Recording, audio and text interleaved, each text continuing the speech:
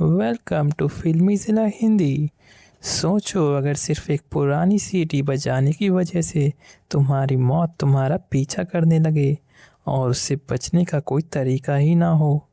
आज की मूवी एक ऐसी खौफनाक कहानी है जहां एक छोटी सी गलती हर इंसान की ज़िंदगी को मौत के काउंटडाउन में बदल सकती है।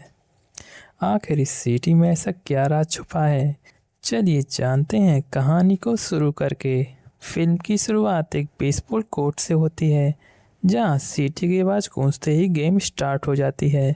बुल्स की टीम पहले तो मुश्किल में आती है पर आखिरी सेकंड में ये लोग कम बैक करते हैं। कोच के कहने पर टीम वॉर्क मिशन को देता है और मिशन आखिरी विनिंग शॉट मारता है, पर बॉल को फेंकते वक्त उसे उसी वक्त लोगों के दरमियान में एक भयानक काला साया नजर आता है। वो एक एंटिटी था, कोई इंसान नहीं था, जिसे देखकर मिशेल बहुत घबरा जाता है और भागकर एक लॉकर रूम में आते हुए एक पुराना बॉक्स निकालकर उसे फोड़ने लगता है। ना जाने ये क्या था, पर इसे तोड़कर उसकी घबराहट थोड़ी कम होती है। बाकी टीम आती है तो सब कुछ नॉर्मल लगता है और ये लोग अपनी जीत की खुशी मनाने लगते हैं। लेकिन बाद में जब मिशेल शॉवर ले रहा होता है तो नाली से काला धुआं निकलकर उस भयानक एंटिटी की शक्ल ले लेता है जिसे उसने बास्केटबॉल कोर्ट में भी देखा था। इस टाइम वो जल रहा था किसी कोयले की तरह। पहले वो हाथ बढ़ाकर मिशेल का गला दबाने लगता है और फिर उसके मुंह के अंदर अपना चलता हुआ पंच मारकर उसे जिंदा जला देता है। वो जलते हुए वॉशरूम से बाहर निकल आया था। उसके दोस्त उसे देख रहे थे पर उसे बचा नहीं सके। वो जिंदा ही बेचारा जल के मर गया। फिर नेक्स्ट सीन में हम एक नए कैरेक्टर क्रिस को न्यू स्टूडेंट के तौर पर स्कूल में देखते हैं। उसके आते ही वो नोट करती है कि यहाँ का हर बच्चा उसे बड़ी अजीब तरीके से घूर रहा था। यहाँ पर उसे मिशेल का ही लॉकर दिया जाता है जिसे खोलने पर अंदर उसे वही एंटीक पीस नजर आया था जिसे मिशेल तोड़ चुका था। तभी यहाँ मिशेल के दोस्त आकर उससे लड़ने लग जाते हैं। उनका कहना था कि तुम ये लॉकर इस्तेमाल नहीं कर सकती क्योंकि ये हमारे दोस्त का था। ये लोग यहाँ पर उसका मजाक भी बनाते हैं, पर तभी यहाँ एली नाम की एक लड़की आकर उसका साथ देने लगती है और ये बुली ग्रुप इस बात से चिढ़कर उसे और ज़्यादा चिढ़ाने लगते हैं। क्रिस को बहुत गुस्सा आता है और वो एक लड़के को मार देती है। उस टाइम यहाँ से टीचर गुजर रहे थे, वो ये सब देख लेते हैं। क्रिस को तो आते ही स्कूल में डिटेंशन मिल जाती, पर एली इस बार क्रिस को साथ देती है और टीचर को सारी बात बताती है जिसकी वजह से बाकी सब बच्चों को स्कूल से डिटेंशन मिल जाती है, यानी कि सज़ा मिल जाती है और ये सब क्रिस की जान छोड़ देते हैं। इसके बावजूद भी क्रिस एली का शुक्रिया नहीं करती, उल्टा उसे कहती है कि मुझे किसी का एहसान नहीं चाहिए और फिर बेचारी एली भी उदास होकर वहाँ से चली जाती है। अब क्रिस वहाँ पर अकेली ही खड़ी थी। वो अब अपने कैबिन में उसी एंटीक बॉक्स को निकालती है। उसे खोलने पर वो एक सेकंड के लिए डर जाती है। इसके अंदर एक छोटे से बच्चे का स्कल यानी खोपड़ी थी, पर जैसे ही उसने उस स्कल को निकाला तो उसे पता चला ये खोपड़ी नहीं बल्कि एक सीटी है जिसे खोपड़ी की शक्ल में बनाया गया है। वो जब इस विसल को गौर से देख रही थी तब उसे इस विसल में से अजीब भयानक आवाज़ें आने लगी, पर उसे इन सारी आवाज़ों को इग्नोर कर दिया। उसने इस सीटी को बजाने का सोचा और अचानक स्कूल बेल हुई और उसने वो सीटी नहीं बजाई, पर अब उसे उस एंटीक पीस को अपने बैग में ही रख लिया। वो जब क्लास में जाती है जहाँ बैग उसके नीचे रखते ही वो एंटीक पीस उसके बैग से गिर गया और एक लड़के ने उसकी शिकायत लगा दी कि देखिए सर, ये अजीबोगरीब चीज़ लेकर आई है। वह शराफत से उठी और उसने ये एंटीक पीस सर को दे दिया और बताया कि मुझे ये अपने लॉकर में मिला है। इस चीज़ को देखकर प्रोफेसर भी काफ़ी हैरान हुए थे। अब वो इसको एग्जामिन करने लग जाते हैं और सारे बच्चे उनके इर्द गिर्द इकट्ठा हो जाते हैं। मैग्नीफाइंग ग्लास पर देखने पर पता चलता है कि उस पर कुछ लिखा हुआ था। वो लफ्ज़ थे काबा पिक्सल। एक लड़की फ़ौरन उसे गूगल पर सर्च करती है और बताती है कि इसका मतलब है डेथ यानी मरे हुए लोगों को बुलाना। प्रोफेसर इन सब से कहते हैं कि ये प्रॉपर्टी स्कूल की है और इसे अब मैं रख लेता हूँ, जिसके बाद इस सारे बच्चे यहाँ से निकल जाते हैं। और फिर जब प्रोफेसर इस एंटीक पीस की कीमत लैपटॉप पर चेक करते हैं तो वो हैरान रह जाते हैं क्योंकि ये पीस हज़ारों डॉलर का था। अब ये लोग स्कूल से बाहर आ चुके थे, लेकिन तभी रे को रियलाइज़ होता है कि उसकी बुक तो क्लास में ही रह गई है। वो लेने के लिए वापस चला जाता है। तभी हमें क्लास का सीन दिखाया जाता है। प्रोफेसर उस सीटी को बजाने के बारे में सोच रहे थे क्योंकि वो ये जानना चाहते थे कि ये सीटी काम करती भी है या नहीं। जैसे ही वो सीटी बजाते हैं तो उसकी भयानक आवाज़ से यहाँ के शीशे तक टूट जाते हैं। प्रोफेसर ये नहीं समझ पाए थे कि ये सब इस सीटी के असर से हुआ है। उन्हें लगा कि बाहर वैसे ही कोई चीज़ टूटी होगी। वो जब ये देखने के लिए बाहर गए तो उसी टाइम रे अंदर आ गया। अपनी बुक उठाते हुए उसकी नज़र भी उस सीटी पर पड़ गई। वो जब सीटी को देखने के लिए टेबल के करीब गया तो उसकी नज़र लैपटॉप स्क्रीन पर पड़ी। ये देखकर तो वो शॉक हो जाता है कि इस इतनी सी सीटी की कीमत हज़ारों डॉलर में थी। खैर, अब क्लास से बाहर निकल जाता है और हम देखते हैं कि इस टाइम क्रिस के साथ एक लड़का खड़ा है जो अपने आप को वैसे तो एक प्रीस्ट बताता है, लेकिन उस टाइम वो क्रिस को ड्रग्स भी ऑफर कर रहा था। ये देखते हुए रे को बहुत गुस्सा आता है और रे उसे मारने लग जाता है, पर वह उसे चाकू दिखाते हुए बड़ी आसानी से अपने आप को छुड़ा लेता है। क्रिस जब रे से इस लड़के के बारे में पूछती है तो वो बताता है कि सारे बड़े लोगों की नज़र में वो एक बहुत अच्छा प्रीस्ट है, पर असल में वो एक ड्रग डीलर है। बच्चों को बाइबल पढ़ाने के नाम पर वो चर्च ले जाता है और उन्हें ड्रग्स का नशा देता है। तुम प्लीज़ इससे बच कर रहना। दूसरी तरफ क्लास के अंदर जब प्रोफेसर वापस आकर उस बॉक्स को खोलते हैं तो उन्हें अंदर वो विसल नहीं मिलती। असल में वे विसल रे चुरा कर ले गया था, जो शाम को वो अपनी पार्टी में सब बच्चों को दिखाता है। शाम तक बेचारे प्रोफेसर स्कूल में ही उस विसल को ढूंढते रह जाते हैं। इस टाइम स्कूल में बस एक ही आदमी था जो स्कूल की सफाई कर रहा था, लेकिन इसके अलावा भी प्रोफेसर को स्कूल में अजीबोगरीब आवाज़ें आ रही थीं। इसलिए जब वो बाहर जाकर चेक करते हैं तो उन्हें गैलरी में एक अजीब सी एंटिटी दिखाई देती है जो लंगड़ाते हुए चल रही थी और उन्हीं की तरफ आ रही थी। इससे पहले कि प्रोफेसर पहचान पाते कि वो इंसान नहीं है, पीछे से वो आकर उन्हें अपनी तरफ बुलाता है और वापस देखने पर गायब हो जाता है। पर इन सब चीज़ों को इग्नोर करते हुए प्रोफेसर वापस क्लासरूम में चले जाते हैं और अब वो एंटिटी उन बिल्कुल अपने सामने खड़े देखते हैं। इससे पहले कि वो कुछ भी सोचते या यहाँ से भागते, वो बेदर्दी से उनके सीने को चीरते हुए अपने हाथ उनके सीने के अंदर स्टेप कर देता है और फिर उनके लंग्स को पकड़कर दबा देता है, जिसकी वजह से प्रोफेसर के मुंह से एक ब्लैक कलर का लिक्विड निकलता है और उनकी वहीं पर बेदर्दी से मौत हो जाती है। दूसरी तरफ अब हमें बच्चों की पार्टी का सीन दिखाया जाता है, जहाँ पर अब ग्रेस के दिमाग में एक अजीब सा आइडिया आता है, क्योंकि उसी ने उस विसल के बारे में सर्च करके प्रोफेसर को बताया था। तो वो कहती है कि मुझे पता है ये मुर्दों को जिंदा करने का काम करती है, क्यों ना हम भी इसे ट्राई करें, एक एडवेंचर ही सही। उसकी बातें सुनकर क्रिस को काफ़ी अजीब लगता है और वो यहाँ से जाने की बात करती है, पर एली उसे यहाँ रोक लेती है और ग्रेस उसे विसल को बचा भी देती है। यहाँ पर सबको तो विसल बचाने की आवाज़ आई थी, लेकिन एक लड़के को विसल के बजाय किसी के कदमों की आवाज़ सुनाई दी थी और वो इस सब से बहुत ज़्यादा डर चुका था। उसने जब ये बात सबको बताई तो उसका सब मजाक बनाने लगते हैं और फिर क्रिस यहाँ से चली गई। अब घर पर क्रिस जब अपने कामों में बिजी थी तभी अचानक उसे अपने घर के बाहर पेड़ के पास कोई खड़ा हुआ नजर आता है। ठीक उसी टाइम पर रे भी उसके कमरे में कॉफ़ी लेकर आता है। क्रिस जब उससे पूछती है क्या तुम्हें सामने दरख्त पर कोई नजर आ रहा है, और खुद भी मुड़कर देखती है तो पता चलता है कि वो वहाँ से गायब हो चुकी है। सीन कट होकर दोबारा हम ग्रेस को उसके घर पर देखते हैं। असाइनमेंट बनाते हुए उसे ऐसा महसूस होता है कि कोई उसके पीछे आ रहा है, पर वो इस सब को इग्नोर कर देती है, ये समझते हुए कि ज़रूर उसका भाई ही होगा, लेकिन वो थोड़ी डर चुकी थी। अब वो यहाँ से अंदर जाने का जब फैसला करती है तो अचानक ही कोई पीछे से उसके मुंह को टच करता है। वो डर जाती है, पीछे मुड़कर देखती है, वहाँ पर उसका भाई होता है, लेकिन उसका कद इतना बड़ा नहीं था कि वो उसके मुंह को टच कर सके और वो उससे काफ़ी दूर भी खड़ा था। लेकिन वो अपने आप को दिलासा देने के लिए दोबारा यही सोचती है कि ज़रूर उसके भाई ने ही किया होगा। लेकिन उसके अंदर जाते ही हम दोबारा उसके पीछे किसी ईवल एंटिटी को देखते हैं। खैर, अब अगली सुबह हम इन सब को स्कूल में देखते हैं। स्कूल आकर इन्हें शॉकिंग न्यूज़ मिलती है कि इनके प्रोफेसर मर चुके थे, जिन्हें कल ये बिल्कुल ठीक देख कर गए थे।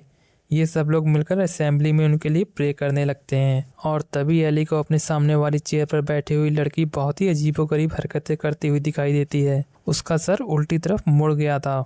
एली ने पहले तो डर कर अपनी आंखें बंद की और जब इस बात को किसी को बताने का सोचा तो देखा कि वो सब उसका बहन था। अब ये लोग आपस में अपने साथ होने वाली इन छोटी छोटी चीज़ों को डिस्कस कर रहे थे, जिस तरह रात को क्रिस को किसी को देखना, और एली का तो इन सारी चीज़ों को रिलेट करते हुए कहना था, देखो हो सकता है कि मैसन जो लड़का मरा था ये विसल उसी की हो और हमें उसी के घर पहुंचा देना चाहिए। क्या पता किसी मरे हुए इंसान की चीज़ लेने की वजह से हमारे साथ ये सारे इंसिडेंट हो रहे हों। यही सोचते हुए अब क्रिस और एली मिशन के घर जाते हैं, जहां पर उन्हें दरवाज़ा खुला हुआ मिलता है। अचानक से बहुत ही अजीब से तरीके से मिशन की मॉम उनके सामने आती है और इन्हें लेकर एक एंटीक रूम में जाती है। यहाँ पर हर एक चीज़ साफ़ सुथरी और पुरानी थी। अब क्रिस मिशन की मॉम को वो विसल को वापस करती है, लेकिन मिशन की मॉम ये लेने से मना कर देती हैं और कहती हैं कि ये कभी मेरी थी ही नहीं। वो अब इस विसल के बारे में एक भयानक सच बताती हैं कि इस विसल को कोई खरीद नहीं सकता। ये विसल खुद लोगों को ढूंढती है। पहले उसने मेरे मिशन को चुना और अब तुम्हें।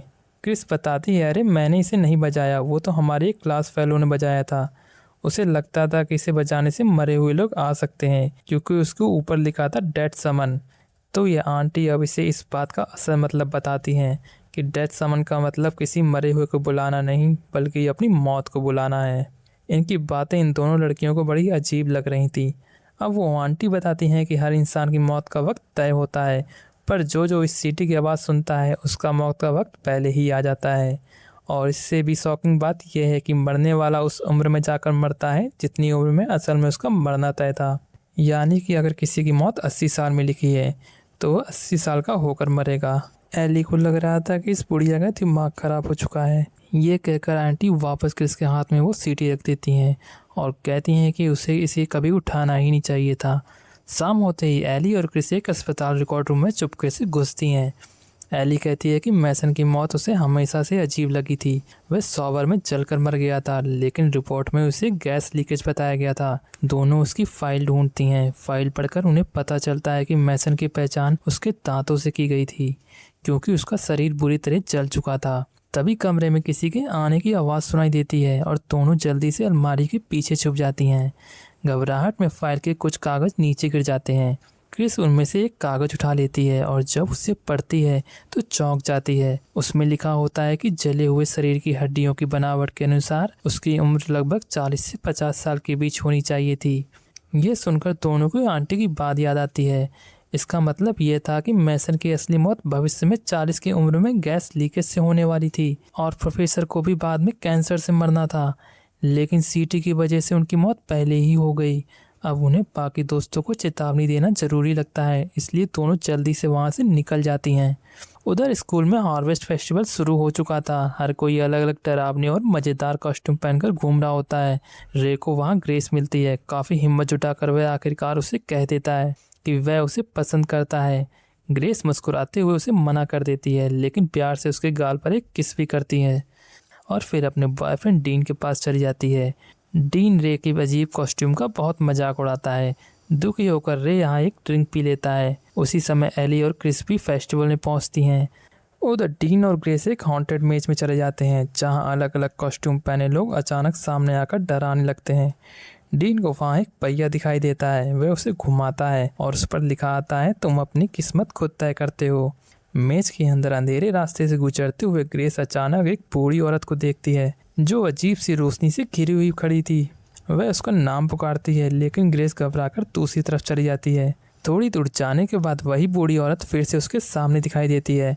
अब ग्रेस सच में डर जाती है। वह दौड़ते हुए डीन को फ़ोन करती है और मदद मांगती है, लेकिन डीन सोचता है कि ये सिर्फ डराने वाले कर्मचारी होंगे। अचानक वही बूढ़ी औरत फिर से उसके सामने आ जाती है और ग्रेस घबराकर गिर पड़ती है। गिरते समय उसका फ़ोन भी नीचे गिर जाता है। घबराई हुई ग्रेस पास पड़ा एक फावड़ा उठा लेती है। तभी वे बूढ़ी औरत अपना हाथ उठाकर ग्रेस के पीछे की तरफ इशारा करती है। ग्रेस धीरे धीरे पीछे मुड़कर देखती है और वहाँ फिर वही बूढ़ी औरत खड़ी होती है। अब ग्रेस समझ जाती है कि ये कोई इंसान नहीं बल्कि उसकी मौत का साया है। ग्रेस डर के मारे जोर से चीखती है और फावड़े से उस बूढ़ी औरत पर वार कर देती है। फावड़ा उसके सिर पर लगता है और वह ज़मीन पर गिर जाती है। लेकिन जब ग्रेस उठकर अपने माथे को छूती है तो उसे महसूस होता है कि उसके माथे से खून बह रहा है। उसे एहसास होता है कि उसके माथे पर वही चोट है जो उस डरावनी औरत के सिर पर लगी थी। अचानक वह बूढ़ी औरत अजीब तरीके से मुस्कुराती है और अपना शरीर टेढ़ा मेढ़ा घुमाते हुए फिर से खड़ी हो जाती है। ये देखकर ग्रेस पूरी तरह घबरा जाती है। वह तेजी से भागने लगती है और वह डरावनी औरत उसके पीछे दौड़ने लगती है। उधर टीन को चिंता होने लगती है क्योंकि ग्रेस उसका फ़ोन नहीं उठा रही होती। इधर ग्रेस भागते भागते एक बंद रास्ते में फंस जाती है। अब उसके पास निकलने का कोई रास्ता नहीं होता। तभी उसे दीवार में एक छोटा सा छिपा हुआ सुरंग जैसा रास्ता दिखाई देता है। वह तुरंत उसमें घुसकर रेंगने लगती है, लेकिन कुछ ही सेकंड बाद वह बूढ़ी औरत भी उसके पीछे उस सुरंग में घुस जाती है। वह ग्रेस के टखने को पकड़ लेती है और अपनी उंगली से उसकी जांघ में गहरा घाव कर देती है। इसके बाद वह अपना हाथ ग्रेस के गले में डाल देती है। उसका शरीर कमजोर पड़ने लगता है। काफी संघर्ष के बाद वह किसी तरह खुद को छुड़ा लेती है और सुरंग से निकलकर भूलभुलैयों के बीचों बीच पहुंच जाती है। अचानक वही बूढ़ी औरत ऊपर लगे लाइट पोल पर दिखाई देती है। वे नीचे झुककर ग्रेस को चूम लेती है और उसी के साथ ग्रेस का शरीर पूरी तरह बदलने लगता है। मरने से पहले ग्रेस आखिरी ताकत जुटाकर पोल पर लगे हैंडल को खींच देती है, जिससे वहां लगी घंटी जोर से बजने लगती है। जब तक डीन वहां पहुंचता है तब तक बहुत देर हो चुकी होती है। उसके सामने ग्रेस का शरीर अब एक झुर्रियों से भरे बूढ़े शरीर में बदल चुका होता है। तभी उन्हें सीटी की आवाज़ सुनाई देती है और वो तेजी से डीन तक पहुंच जाते हैं। इसके बाद सभी स्कूल के जिम में इकट्ठा होते हैं। डीन अभी भी यह मानने को तैयार नहीं होता कि वह बूढ़ा शरीर क्रिस का ही था। तभी क्रिस और एली उसे आंटी द्वारा बताई गई पूरी कहानी सुनाती हैं। वह बताती हैं कि जिसने भी उस सीटी की आवाज़ सुनी है उसकी मौत जल्दी आने लगती है। दोनों ये भी मान लेती हैं कि उन्हें खुद भी ऐसा महसूस हुआ जैसे मौत उनके करीब आ रही हो। कुछ देर बाद डीन नशे की हालत में अपने कमरे की खिड़की से अंदर आता है। जब वह आईने में देखता है तो उसे अपने पीछे एक आदमी दिखाई देता है जिसका शरीर गंभीर चोटों से भरा हुआ होता है और उससे खून बह रहा होता है।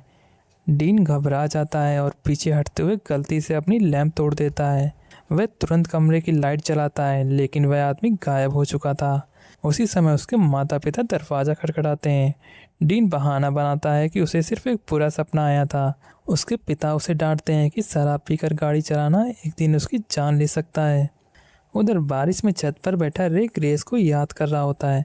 अचानक उसे अपने हाथ और टेडी बियर पर खून दिखाई देता है। अगले ही पल उसे एक डरावना सीन दिखाई देता है जिसमें एक मशीन किसी इंसान के शरीर को पीस रही होती है। लेकिन कुछ ही सेकंड बाद उसे समझ आता है कि यह सब केवल उसकी कल्पना थी। अगले दिन रे, क्रिस और एली फिर से आंटी के घर जाते हैं। आंटी अब बिस्तर पर बहुत बीमार पड़ी होती हैं। वह उन्हें बताती हैं कि इस श्राप से बचने का सिर्फ एक ही तरीका है। अगर कोई व्यक्ति अपनी मौत को किसी और पर डाल दे तो वह खुद बच सकता है। इसके लिए उन्हें अपने खून से किसी दूसरे इंसान को निशान लगाना होगा। उधर अपने घर में डीन टीवी पर ग्रेस की मौत की खबर देखता है, लेकिन वह अभी भी इसे मानने से इनकार कर देता है। अचानक उसके कमरे का दरवाजा थोड़ा सा खुल जाता है और अंदर से एक डरावना हाथ दिखाई देता है। डीन अचानक घबराकर कुर्सी उठाकर दरवाजे की तरफ फेंक देता है। शोर सुनकर उसके माता पिता बाहर आते हैं। डीन तुरंत दरवाजा बंद करके भारी फर्नीचर उसके सामने लगा देता है ताकि कोई अंदर ना आ सके। तभी उसकी अलमारी के अंदर टंगे कपड़े अपने आप हिलने लगते हैं। उसी के बीच से एक डरावना साया बाहर निकलता है और डीन का सिर पकड़ लेता है। अचानक उसका शरीर ऐसे हिलने लगता है जैसे वह किसी भयानक कार एक्सीडेंट में फंस गया हो। धीरे धीरे उसके शरीर पर भयानक चोटें दिखाई देने लगती हैं। उसकी हड्डियां टूटने लगती हैं और अंदरूनी अंग भी पूरी तरह क्षतिग्रस्त हो जाते हैं। जब तक उसके माता पिता दरवाज़ा तोड़कर अंदर आते हैं तब तक डीन का शरीर जमीन पर गिर चुका होता है। उधर क्रिस और एली रे को ढूंढने के लिए उसके कमरे में जाती हैं, लेकिन वहां पहुंचकर उन्हें पता चलता है कि रे वहां नहीं है और अब उन्हें अंदाजा हो जाता है कि शायद वह अपनी मौत किसी और को देने के लिए निकल पड़ा है। क्रिस और एली जब रे को ढूंढते हुए उसके कमरे में जाती हैं तो उन्हें वहां कुछ तस्वीरें मिलती हैं। उन तस्वीरों में रे एक स्टील मिल में काम करता हुआ दिखाई देता है।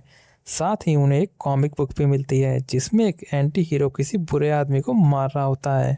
इससे उन्हें शक होता है कि शायद रे किसी ऐसे इंसान को ढूंढने गया है जिसे वे बुरा समझता है। इसी बीच चर्च के बाहर नोहा बच्चों को अलविदा कह रहा होता है। जैसे ही सभी बच्चे चले जाते हैं रे वहां पहुंच जाता है। वह अंदर जाते ही अपनी बंदूक निकालकर एक फूलदान पर गोली चला देता है ताकि नोहा समझ जाए कि वह मजाक नहीं कर रहा। तभी अचानक चर्च की घंटी बजने लगती है और रे का ध्यान भटक जाता है। मौका देकर नोहा उस पर झपट पड़ता है ताकि बंदूक छीन सके। दोनों के बीच जोरदार लड़ाई शुरू हो जाती है। कुछ देर बाद रे थक कर गिर जाता है और बंदूक नोहा के हाथ लग जाती है, लेकिन जब नोहा ट्रिगर दबाता है तो बंदूक चलती ही नहीं। उसी मौके का फायदा उठाकर रे एक ट्रे उठाता है और उसे नोहा के सिर पर जोर से मार देता है। नोहा बेहोश होकर गिर जाता है। कुछ समय बाद जब नोहा को होश आता है तो वह खुद को स्टील मिल के अंदर एक कुर्सी से बंधा हुआ पाता है। रे उसके सामने खड़ा होता है। वो नोहा की जेब से नशे की सारी अवैध चीजें निकालता है और जबरदस्ती उसके निकलने पर मजबूर कर देता है। इसके बाद रे अपने हाथ को काटकर उस रेशमी सीटी को निकालता है। जैसे ही वह उसे पकड़ता है उसके हाथों में सिरन दौड़ जाती है। रे नोहा को अपने खून से निशान लगाने ही वाला होता है ताकि अपनी मौत उसे दे सके। तभी क्रिस और एली वहां पहुंच जाती हैं और उसे रोकने की कोशिश करती हैं, लेकिन रे बंदूक उठाकर उन्हें दूर रहने को कहता है। इस बीच नोआ डर के मारे दया की भीख मांग रहा होता है। लड़कियां भी रे से उसे छोड़ देने की गुहार लगाती हैं। आखिरकार रे अपना हाथ पीछे खींच ही लेता है। वह कहता है कि हर इंसान को एक दिन मरना ही है। यही बात सुनकर क्रिस के दिमाग में अचानक एक नया विचार आता है, लेकिन उसी समय रे को अपनी मौत की आवाज़ सुनाई देने लगती है। अचानक कोई अदृश्य ताकत उसके घायल हाथ को खींचती है। क्रिस और एली उसे पकड़कर बचाने की कोशिश करती हैं, लेकिन अब बहुत देर हो चुकी थी। रे का शरीर धीरे धीरे टूटने लगता है, क्योंकि उसकी असली मौत एक मशीन से होने वाली थी। कुछ ही सेकंड में उसका शरीर पूरी तरह टूटने लगता है, और जब उसका आधा शरीर ही बचता है तो वह अचानक फट जाता है। नोआ बेहोश हो जाता है और ये सब देखकर क्रिस टूट जाती है। वह जोर जोर से रोने लगती है। एली उसे संभाल लेती है और उसे याद दिलाती है कि अभी भी उसके पास एक योजना है। दोनों तुरंत एली की कार तक दौड़ती हैं और वहां से अस्पताल का मेडिकल सामान लेती हैं। रास्ते में क्रिस अपनी योजना बताती है। वह कहती है कि इंसुलिन की मदद से कुछ समय के लिए दिल को रोका जा सकता है और फिर एड्रेनालिन देकर उसे वापस चलाया जा सकता है। अगर वे कुछ पलों के लिए सच में मर जाएं और फिर वापस जिंदा हो जाएं, तो शायद उनकी मौत उनसे दूर चली जाए। दोनों सामान लेकर वापस इमारत के अंदर चली जाती हैं। वहाँ क्रिस को अपना मौत का साया पास खड़ा दिखाई देता है। क्रिस चाहती है कि पहले एली को बचाया जाए, लेकिन अचानक एली उसे चौंका देती है और खुद ही अपने हाथ में इंसुलिन इंजेक्ट कर लेती है। तभी क्रिस समझ जाती है कि एली की मौत का दृश्य यही पल था। कुछ ही सेकंड में एली का शरीर कमजोर पड़ जाता है और वह ठंडे पानी से भरे टब में गिर जाती है। क्रिस उसे वहीं पकड़े रहती है जब तक उसका दिल रुक नहीं जाता। मरने से पहले एली धीरे से अपने परिवार से माफ़ी मांगती है। फिर क्रिस उसे टब से बाहर निकालती है और तुरंत एड्रेनालिन का इंजेक्शन लगाती है। इसके बाद वह डिफिब्रिलेटर का इस्तेमाल करने लगती है। लगता है कि एली वापस आ जाएगी, लेकिन उसी समय उसकी मौत का साया उसके दिमाग में आकर उसे वापस आने से रोकने लगता है। घबराई हुई क्रिस लगातार सीपीआर करती रहती है। ऐसा लगता है जैसे मौत उसे कसकर पकड़े हुए है। तभी अचानक नोहा को होश आ जाता है। वह कुर्सी से खुद को छुड़ा लेता है और बंदूक उठाकर दरवाजे को तोड़ने लगता है। उसी समय एली की मौत का साया भी दिखाई देता है, वही लड़की जिसे उसने सुबह असेंबली में देखा था। नोआ दरवाजे में छेद कर देता है और अंदर गोली चलाता है। गोली डिफिब्रिलेटर को तोड़ देती है और एली को भी चोट लगती है, लेकिन इसके बावजूद क्रिस हार नहीं मानती। वह बार बार एली का नाम पुकारती रहती है। आखिरकार उसकी आवाज़ एली तक पहुंच जाती है और वह अपनी मौत को पीछे धकेल देती है। क्रिस उसे गले लगा लेती है। तभी वह देखती है कि एली को झटके आने लगते हैं और उसकी मौत का साया अभी भी पास खड़ा है। उसी समय नोआ अंदर घुस जाता है। वह कहता है कि भगवान हर किसी के लिए एक काम तय करता है। वह एली के खून को छू लेता है और उसी पर एली का मौत का साया गायब हो जाता है। लेकिन उसी समय नोआ की खुद की मौत सामने आ जाती है।